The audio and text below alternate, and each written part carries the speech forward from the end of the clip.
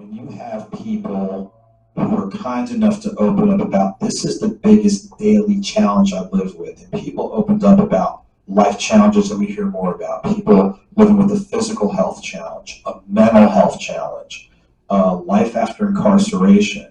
One of the people I interviewed just before he got married, his big concern is, am I really ready to do this? Things along those lines. And they spoke through the lens of their faith. Now, most of the people I interviewed were of Christian background, but there's one interview of Islamic background and one of Hinduism.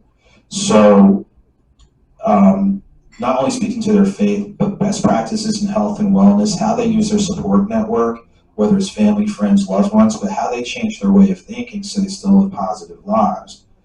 So with the theme of all of us are dealing with something, but some people will deal with something each and every day, or something that really kind of, the whole we fall down and eventually get back up, that is never going to go out of style, because all of us in some way, shape, or form are going to catch it. We're going to catch something.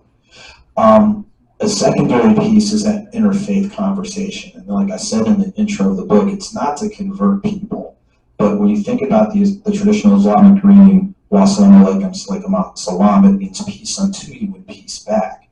So you can't argue with the translation. Like, if someone's going to bid you peace and acknowledge your humanity, that's kind of a good thing.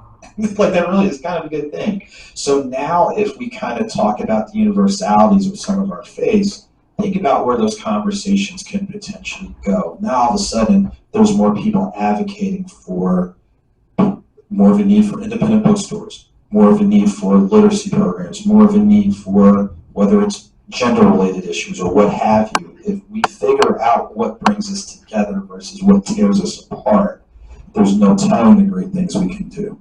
So like I said, all my books are my favorite.